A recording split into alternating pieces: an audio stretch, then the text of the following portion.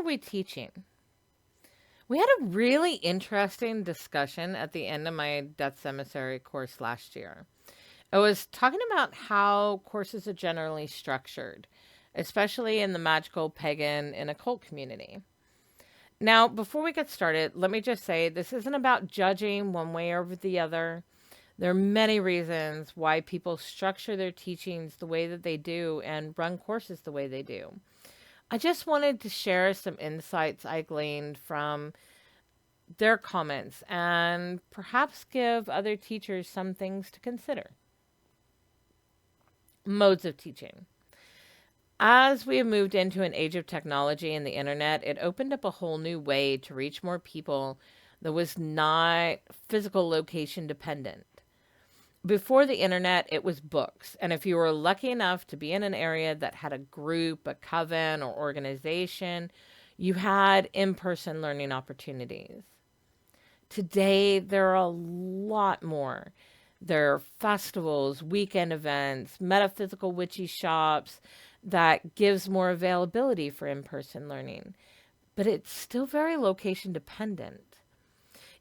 Even though the coastal cities may have a lot, the Midwest, the middle of our country, is still severely lacking overall with those kinds of resources. With the internet, though, it gave us the ability to not be restricted to just physically in person, but we could go live with people all over the world with the ability to record and take at your leisure. It also took away a lot of the schedule constraints many have to be able to access these learning spaces. Many people do not have a Monday through Friday, 8 a.m. or the 9 to 5 schedule. And still many of these opportunities fall on the weekends. And there are people that don't have weekend availability. The internet gave us a tool, depending on how we choose to use it. The interpersonal communication issue. I've taken a few courses, workshops in our community, and the majority of them were just recorded videos. There are positives to this mode, mainly being that you can see them perform certain acts or techniques, giving more than just a written word understandings.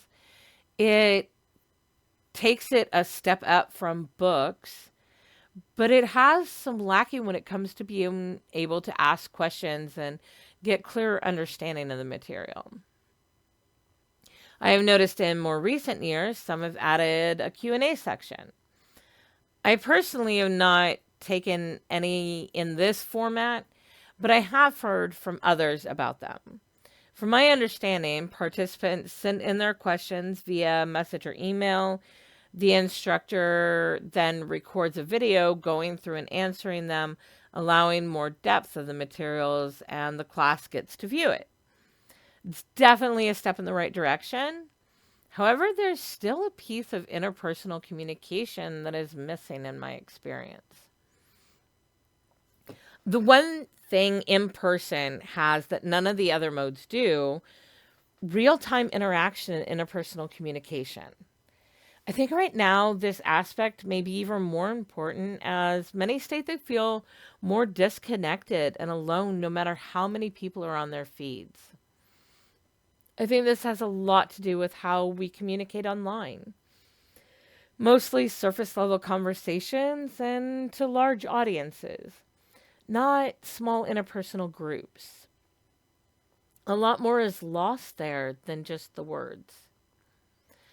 I knew that I personally wanted more from what I was putting out there, and that many of the concepts I teach about require more depth and hands-on practice. I could not see being able to do this without real-time conversation. I didn't need to be local, but I had to be fully available in a real sense for them to be the most successful. So I took a different approach with the Death Emissary course. And we've made some changes this year in 2025, and those are on my website. We've broken it down to make it a little bit more accessible for people. But After every class, we have a live post discussion, allowing participants to ask questions, dive deeper, sharing their experiences and struggles, to just talk about the subject matter and have a firmer grasp of it before they started to practice with it. We do weekly Q&A sessions that are, again, in real time, allowing them to ask questions, dive deeper, and share after they've had some time to digest and practice with it. Yes, for those that could not make it to the live, they could either send in their question or schedule a personal one-on-one session with me. And no one ever sent in questions, though. But I did have a lot taking advantage of the one-on-one sessions, which was awesome. It allowed them to get very personal with their own struggles and advancements, making the journey even more personal for them. To me, this approach was the only way I could see really being able to teach and produce real results for people who chose to participate. Blending the personal aspects of in-person learning with the advantage of not having to restrict to just those who could physically access a location or time. All the classes and discussions are recorded and uploaded to a private server so they could watch whenever they wanted to, whenever it's convenient for them, or to go back and review. But having that in-person kind of feel from a conversation way, where we're talking in real time and being able to have that fluid conversation was massively transformative for them, really helped their growth, their learning and expanding and finding their way through the material, which is what it's all about for me. The comments. I'll be honest, I did not think my approach was so odd.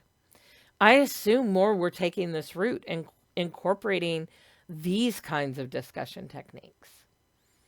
My students taught me differently, though. They said the online courses they've taken were more static video type, sometimes with a Q&A, but not in real time. Even though it was nice to be able to see demonstrations of techniques and such, it still left a big gap. For many, it wasn't much different than learning from a book. They were surprised at how invested I was in their personal success and how available I made myself to them. Those real-time conversations were a key factor in all of this. It not only fostered a deeper sense of community between us, but allowed them to explore deeper while still having that in-person feel of support along the way.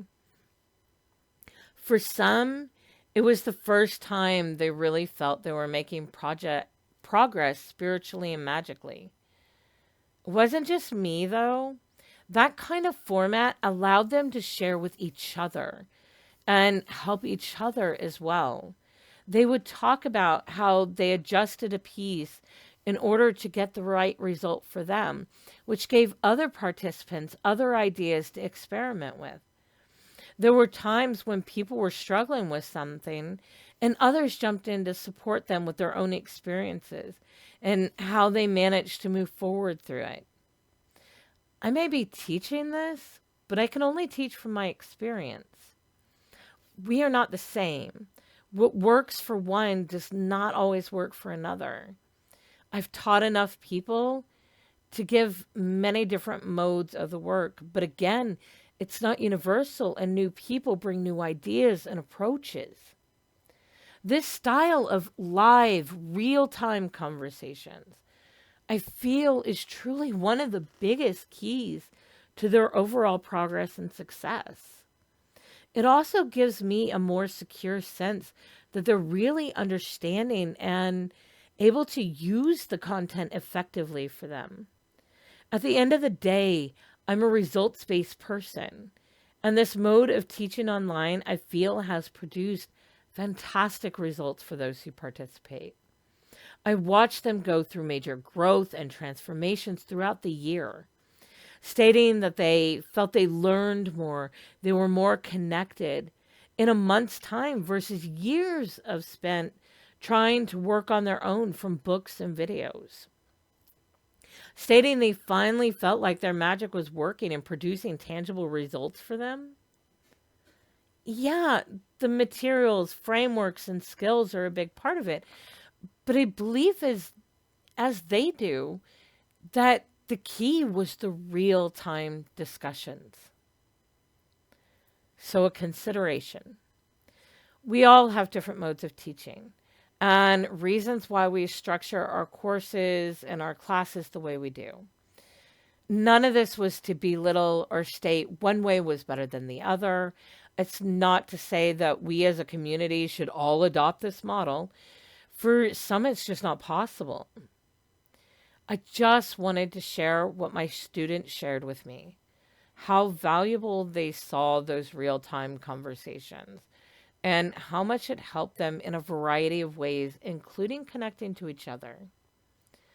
It's just something to consider. If it is a mode you want to try and see what happens.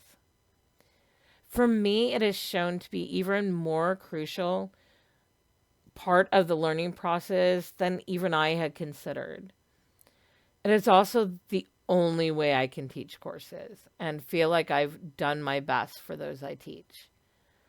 Yeah, I have some static workshops, but there's always the option to join a community working on those topics where I'm actively participating and available to those people in real time and real conversation and one on one conversations.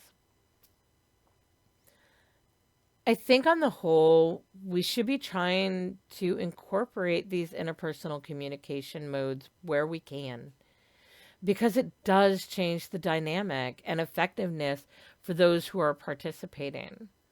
It also is good for us as teachers because there's always more to learn, more perspectives to see, and something new to discover through the inspiration of others.